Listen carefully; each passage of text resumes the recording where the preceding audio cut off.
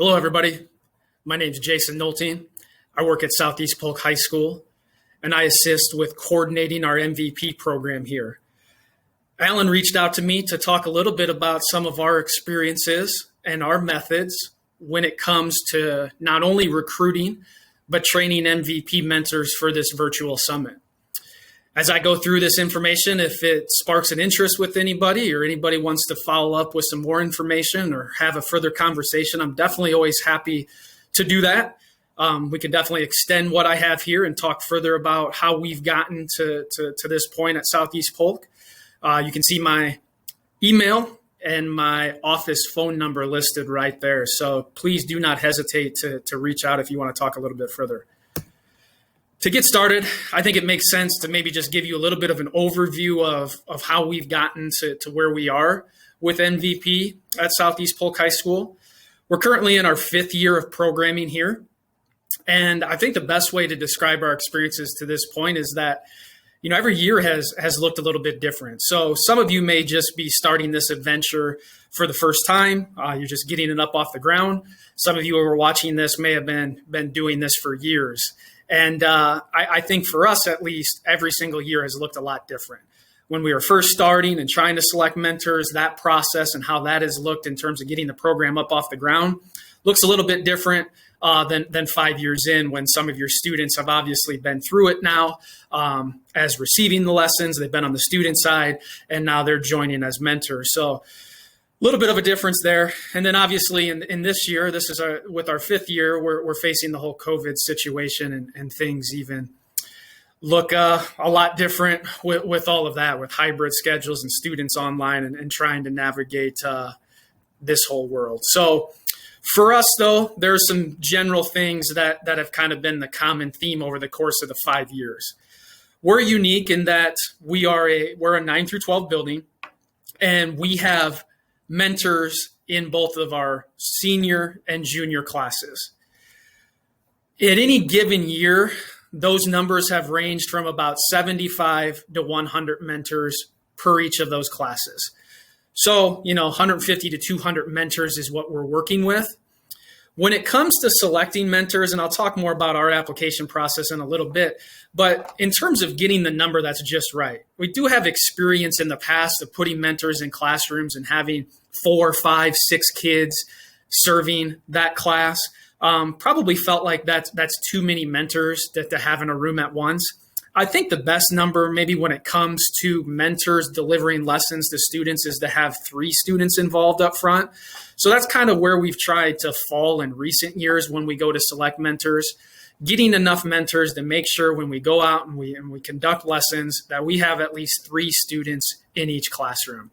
I think you could get away with 2 or 4, but I think if you start to go on either side of that, you can get into having some issues there potentially. When it comes to delivering the lessons, we go into advisement classes here is what we have. You can see our lessons are conducted over the course of a 24-minute period. There's different thoughts of that. Is that enough time? Is it too little? I would definitely say it's not too much. For some of our students, it's just right. For others, we could definitely take a much longer class period to try to iron out some of these topics that we're diving into. So everybody looks a little bit different there in terms of schools doing this. But for us, it's advisement. It's a 24-minute lesson. By the time we get going into it, it's about 20 minutes total. And we're typically trying to deliver lessons now at this point, and if it wasn't a COVID type of year, we try to do about 10 to 12 lessons or so in a given school year. So you're looking at about 5 or 6 a semester. So it ends up being kind of a bi-weekly or maybe a couple lessons every month process at Southeast Polk. When we go and deliver these lessons, we have about 50 classrooms that we're covering at once. So it does get a little chaotic in that regard, having all these mentors out teaching these lessons. But, you can see based on our numbers, the amount of classrooms that we have. And then, we're trying to get somewhere in the ballpark of 2 to 4 mentors in each one of those rooms. We also then, when our mentors are not delivering the lesson in advisement, they are in their own MVP advisement section. So currently I have a group of about 100 seniors, and I got about 75 junior mentors that we have just in advisement. And I have that with 3 other staff members assigned to each group. So in the early going, I was kind of running this by myself with the assistance of some administrative support, some counselor support, just kind of a random teacher or so here. Now we've kind of shifted gears. We've took mentors, we've put them in their own advisement. So we have basically a standing meeting with them, a time where we can get together and prepare them for lessons that are going to come in the future every single week. And I don't have to do that alone. I think if you get other staff involved, and in our case, it's 3 for each. Those are about 7 of us that are pretty heavily involved in trying to prepare these individuals to be mentors, to teach them how to facilitate lessons and all the other things that we want them to do in terms of leadership and climate and culture within the building. We also, in the past, we haven't done it this year. It's looking a little bit different with the COVID schedule, but we've typically tried to have a 1-day in-house mentor training. So we take one of our late start days. Students come in at 9:30. We'd have them until 3, and we just try to give them skills. And I'll talk more about that in the future when it comes to being a mentor and facilitating. We've done the MVP Summit. Obviously, that's virtual this year. We take our new mentors to that. And then I'll talk about the whole recruiting pitch that we do with sophomores class-wide. So when it comes to recruiting, we do our recruiting in early May. We have a sophomore class meeting. We have a presentation. This is just an example of the presentation that I'm trying to pull up right here that I've done with them in the past. Typically what I try to do is during this advisement session, we have about 20 minutes. I try to talk to them, hey, you've seen MVP in action now. If I was doing this for the first time, I'd be talking to them about the goals and what is MVP and what do we want to do with this in terms of recruiting the class. We go over our approach, what this is going to look like, changes maybe we're trying to make for the future, so that everybody knows, what is MVP, what are we trying to do with it, what is it that you're applying for, that type of deal. I usually try to get an MVP mentor to come in and talk to the students about what their experience has been in the past. In this particular year, I could not get the student in there, but he created a video message to talk to them about how MVP has been very beneficial to him as an individual, what he's learned, why he thinks it's important for our school. So that's a really good recruiting tool anytime you can use mentors themselves. We also have the mentors kind of pitch it in early May when they're in there working with their classrooms. Hey, if you've liked your experience, if this is something you think that you would want to do a leadership role, we're trying to get all walks of life involved in this, take the time to sign up. Then with just simply talking to them about how to apply, Alan, and there's some YouTube videos out there of kind of seeing this in action. So if you were new and this was the first time, I would show them some of those videos so they can get a perspective on it. If the students have been involved in it over the course of time, maybe that isn't quite as necessary. The other big thing that I think is really important when it comes to recruiting MVP mentors is informing parents of the opportunity. So we'll send out a campus-wide message to the entire sophomore class, all of their parents and guardians, just saying this is an opportunity, this is what MVP is.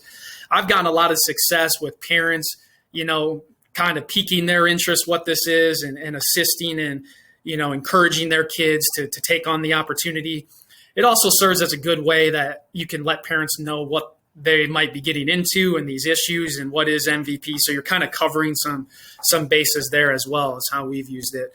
Our application process is pretty simplistic. I just use a Google form. I want to know their name. I want to know activities that they're involved in. More recently, I've put on here just their comfort level with talking in front of a class when we go to conduct lessons. That just helps me know, where do they feel like they're at in terms of maybe trying to get some assistance with facilitation? And then I just want to know why they're interested in becoming a mentor. So we don't get too deep with the application in that regard. I then have a selection process in which I use the other 6 staff members that are involved. I use our counseling office to look at the list of kids, to use them as recruiters. And then, we're at the point now where in the past, we've had upwards of 150 some kids in a class apply to be a mentor, and we've had to reject some of them. It just becomes too many kids to work with. So we go through that whole process before the end of May, and then try to let students know if they're going to be an MVP mentor by the end of the school year. Now, I think the big thing for everybody is getting young men involved in being mentors. So when it comes with us, if we have, let's say, 100 students in a class that are mentors, we're not a 50-50 split with males to females. We're probably still closer to 75-25 more recently, but in the early going, we were very intentional with trying to get a split. I think the big thing when it comes to getting young men involved is number one, the experience, and this is for anybody, the experience they have as students in terms of receiving the lessons and interacting with mentors goes the furthest with all of this. But, I think there's other things you can do to recruit males. For me, I'm our head track coach. I'm an assistant varsity football coach. I have a lot of good connections with other staff in the building, other male staff in the building. So between myself and some of those males, I try to get them to say, okay, who are some of the influential males, whether it's, your popular ones or in other subgroups, just who's influential with peers and different dynamic groups across just our school in general. And then we try to get a connection with those students, have a male teacher reach out to them. I go and personally talk to students saying, hey, I think you'd be really good at this. I think this is something you should apply for. And I have a tremendous amount of success when I go and I reach out to a kid and I tell them why I think they'd be great at MVP, how this would be beneficial for them. I get a large number of those students to then apply. I think that a lot of times they just need some encouragement in that regard. So hopefully people will find that as part as successful in trying to recruit some of those individuals. When it comes to training mentors, we've done a lot of different things, and I'll show you some examples here in a second. But what I've always tried to do on those training days, and then when we have them in advisement, and let me just backtrack for a second too. If it was my choice and how I'd ultimately want to do this, is I would create this as a class in my building. I'd make it a leadership class where we talked about leadership and we brought MVP into that. And we would give students credit for this. That would be ideal. But since we haven't been able to get to that point here at Southeast Polk, I've taken the next best thing, and that's getting them in these advisement sections once a week to talk. Okay. So whether it's our training or our weekly advisements, when they're not given lessons, we've developed stuff where we try to get these mentors the skills that they need to be successful. I try to give them icebreakers, getting to know you activities. We do them with the mentors. We try to do things that we think will be successful for them to do with their students that they're mentoring. So they see it modeled, they get a chance to do it, then they can pick and choose and take some of those things with them. When you get to the point that they've experienced MVP, one of the things we also like to do that we've had success with is for them to reflect on when they were a student receiving lessons or their interactions with mentors in the MVP program in the past. What was that experience like? What was good? What was maybe not so good? How can we continue to take this thing in a due north direction and make it better? So hearing that from students really helps. It helps them to reflect. It makes them think about mistakes that maybe they don't want to make, and then to continue to highlight the positive aspects. I've always thought it's really important for them to understand the mission of MVP and what their role is. I think some students come in as mentors and they think they need to know and be experts about all these things and have answers for students. And I don't think that's the case. They're the facilitator of a discussion. That's what we're trying to do. We're trying to get them to be leaders. We're trying to get them to live out the MVP mission of creating awareness, challenging thinking, getting bystanders to act and giving them those skills. So making that clear and how you want MVP to look at your school so everybody's on the same page is, I think that's something that's really important, especially when they go to do the lessons. I do a perspective activity with them. I've come across mentors in the past that they really struggle when students don't have the same opinion as them, or we're presenting this lesson and they may not take it as serious as they are as mentors, or whatever the problem might be. We talk about perspective, how people have different perspectives, how they grew up, and just what forms those different perspectives, so that we understand that there's going to be a difference of opinion. There's going to be different perspectives on all these ideas. But how do we then have a conversation around it? How do we understand differences? And then how do we bring all these perspectives together to try to agree on something? Or even if we can't agree, how do we then, put out different skills or be able to give both sides skills to act and come to a common understanding of some sort, right? So not everybody's going to agree. And we can look at our current political climate and all this stuff, right? And you see all these different perspectives, and how do we deal with that, right? So that's something that we try to talk about and give mentors an understanding that you might not be able to change some people's minds, and that's okay, right? We're going to educate them. And they might not even realize something right now. But we did something to lay a foundation that maybe 5 or 10 years from now is going to assist these kids down the road. So we do a lot in terms of trying to talk about that. Then we have to talk about the bystander effect, barriers to intervention, ways to intervene. We try to give them facilitation tips and activities, just really trying to kind of come to a common understanding there. We feel like that's the root of MVP and the root of the lessons. So how can we become better at that?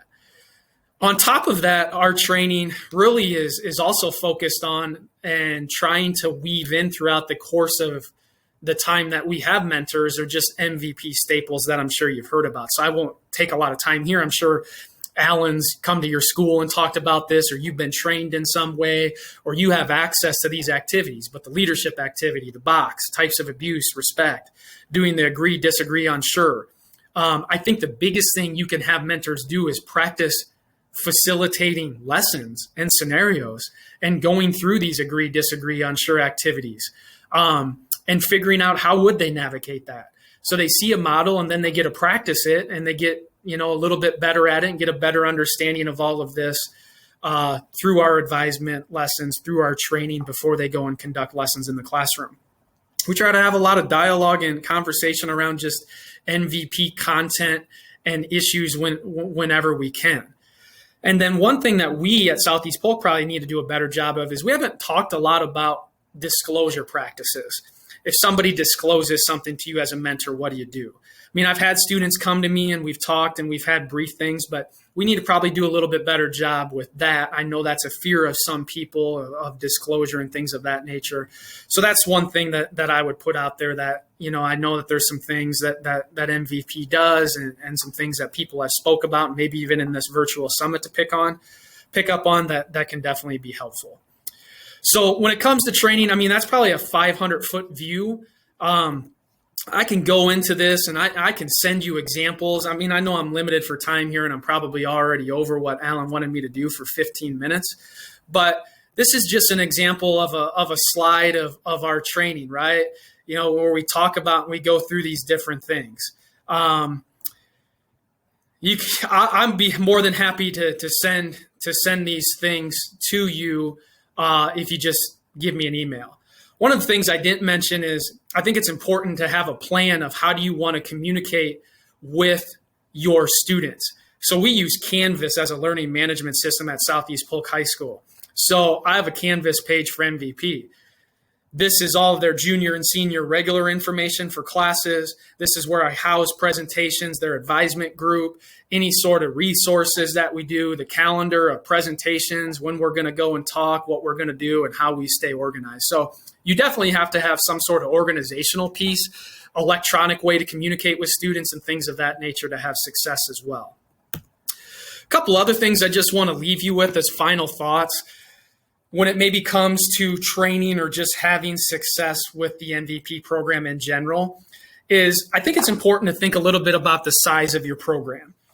It is a challenge at Southeast Polk when you have 150 to 200 mentors to train them, to go and give 50 lessons in a class period. You know what I mean? I mean, there's just a lot of working pieces involved with that. I don't want to say it's not a good thing to get kids involved. It is.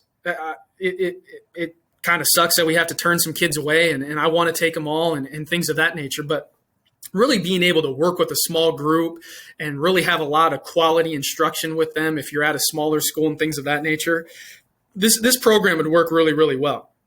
When it starts to get to the size as it is at Southeast Polk, you got to do some unique things with the schedule and really getting some other staff involved to probably have success.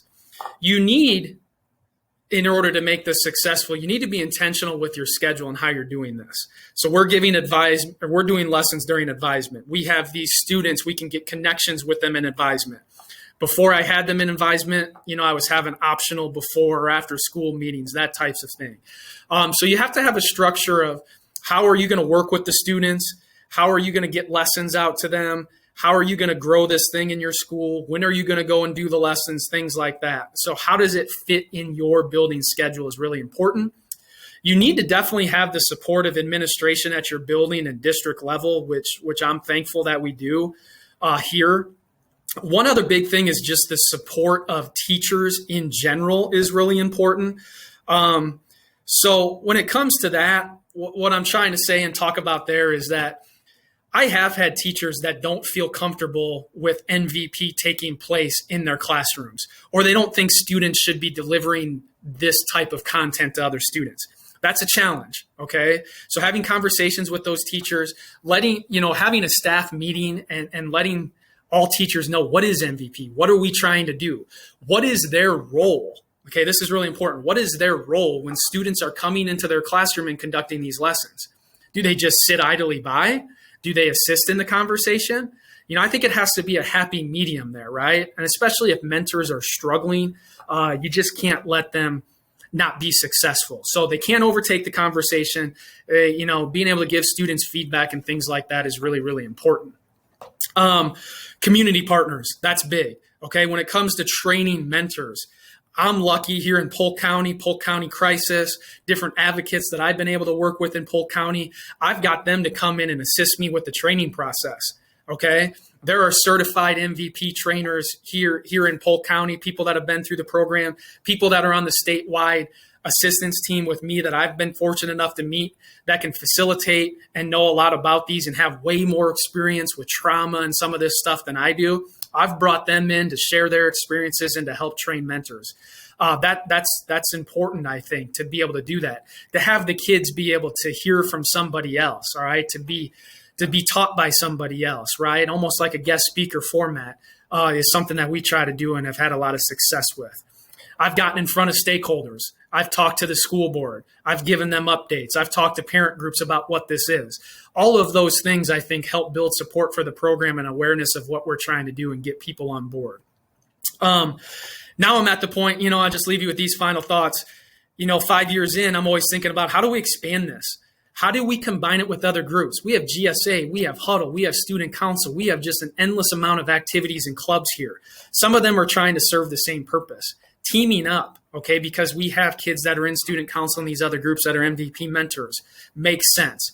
How do we, I think a big thing that you have to think about, especially when conducting lessons, training mentors, how do we extend the conversation?